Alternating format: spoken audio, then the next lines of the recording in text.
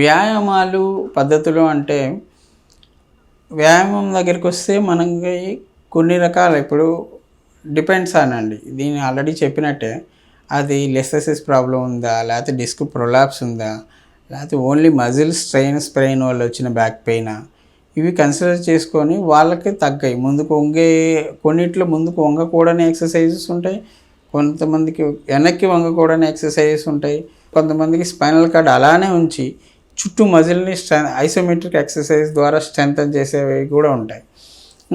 ఇలాంటి వాటిలో ఇది పూర్తిగా ఫిజియోథెరపిస్ట్ డిసైడ్ చేస్తాడు. ఫిజియోథెరపిస్ట్ ఇవి చేయాలంటే ఆ ఎక్సర్సైజ్ వరకే చేస్తూ ఉంటుంటే మీకు ఎప్పటికీ ప్రాబ్లం ఉండదు. దానికి తగ్గ వ్యాయామం అనేది మీరు ఫిజియోథెరపిస్ట్ని కన్సల్ట్ అయినప్పుడు వాళ్ళు క్లియర్గా ఎక్స్ప్లెయిన్ చేస్తారు, ఇవి చేయకూడదు అని. అవి చేయకుండా ఉంటే సరిపోతుంది. ఏ చేయాలి అని అంటే జనరల్గా ఏ వ్యాయామాలు ఏది చేసినా కానీ మనం చుట్టూ కండరాలని గట్టిపరిచేటట్టుగా స్ట్రెంథనింగ్ ఎక్సర్సైజెస్ అనేది చేసుకోవాల్సి వస్తుంది.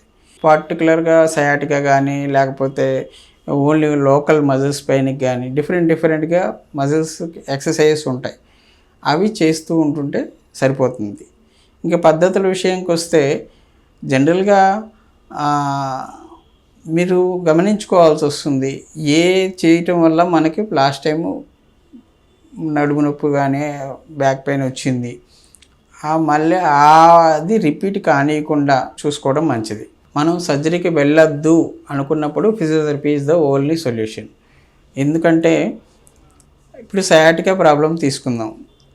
అది సయాటికా అంటే ఏంటంటే సయాటిక్ నర్వు దాని కోర్స్ అంటే లోపల కాళ్ళలోకి వచ్చే దారిలో ఎక్కడ మజిల్ దగ్గర కానీ లేకపోతే బోన్ దగ్గర కానీ ఎక్కడైనా కంప్రెస్ అవ్వటం వలన ఆ నరువు లాగినట్టుగా నొప్పి వస్తుంది. ఇప్పుడు ఫిజియోథెరపీలో ఏం చేస్తామంటే ఎక్కడైతే మీకు కంప్రెషన్ జరుగుతుంది అనేది అసెస్మెంట్ చేసుకొని డయాగ్నోస్ చేసి ఇప్పుడు ఆ మజిల్ని రిలాక్స్ చేయటం, ఏదైతే మజిల్ స్పాజమ్ స్టేట్లో ఉంటుంది లేకపోతే ఎందుకు ఒత్తుతుంది అనేది, నర్వ్ని ఎందుకు ప్రెస్ చేస్తుంది అనేది గమనించుకొని ఆ ప్రెస్సింగ్ని రిలీజ్ చేసే ఎటువంటి స్ట్రెచ్చింగ్స్ కానీ స్ట్రెంథనింగ్ ఎక్సర్సైజెస్ కానీ లేకపోతే కొన్ని మోడాలిటీస్ వాడేసి ఐఎఫ్టీ కానీ టెన్స్ కానీ ఇలాంటి మోడాలిటీస్ వాడి ఆ నర్వ్ మీద ఉన్నటువంటి ఒత్తిడిని తగ్గించడం జరుగుతుంది.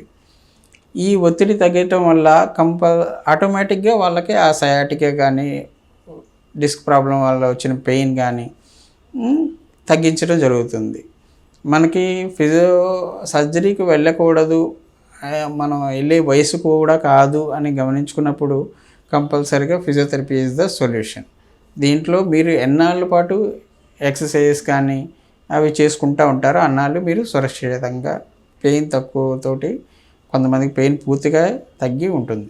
ఫిజియోథెరపీ చేసేటప్పుడు నొప్పి కలుగుతుందా అంటే నడుము నొప్పికి సంబంధించి అంత పెయిన్ అయితే ఉండదండి. సయాటిక్ నర్వ్ మనం కంప్రెషన్ రిలీజ్ చేయాలంటే కొన్ని మజిల్స్ ఉంటాయి, హ్యామ్స్ట్రింగ్స్, మన లోవర్ లింబ్స్కి సంబంధించి కూర్చొని ఉండటం వల్ల వచ్చిన హ్యామ్స్ట్రింగ్స్ స్ట్రెచ్ కానీ లేకపోతే పైరిఫామియస్ మజిల్ అనే స్ట్రెచ్ కానీ చేసేటప్పుడు మాత్రమే మీకు కొద్దిగా నొప్పి అనిపిస్తుంటుంది. చేసిన తర్వాత దాని నుంచి ఆ నొప్పి కన్నా ఎక్కువ ఉపశమనం మీకు కలుగుతుంది, అంటే చాలా రిలీఫ్గా ఉంది అని మనకి వచ్చిన పేషెంట్స్ చెప్తున్నారు.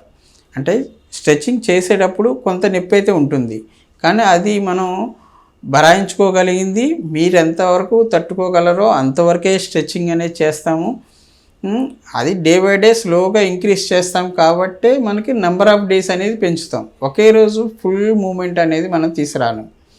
మీ పెయిన్కి తగ్గట్టుగా మీరు ఎంతవరకు ఓర్చుకోగలుగుతారు అంతవరకే స్ట్రెచ్చింగ్స్ చేస్తాం. అది కాబట్టి 1 or 2 days ఇంక్రీజ్ అవుతుంది. పూర్తిగా మనకి ఏంటంటే మనం అనుకున్న టార్గెట్ ఎంతవరకు స్ట్రెచ్ ఇవ్వాలి అనేది థెరపిస్ట్ డిసైడ్ చేస్తారు, అంతవరకు స్ట్రెచ్చింగ్ అనేది ఇవ్వటం జరుగుతుంది. దానివల్ల వచ్చే నొప్పి అది నేను పెద్ద నొప్పి అనుకోను, అది మీకు చాలా హాయిగా కూడా ఉంటుంది. ఇంకొకటి మోడాలిటీస్ పెట్టేటప్పుడు కొంచెం టింగ్లింగ్ నెంబర్స్ లాగా అనిపిస్తుంది, కానీ అది కూడా పెయిన్ కిందే రాదు. ఇది physiotherapy is the safest and painless solution only.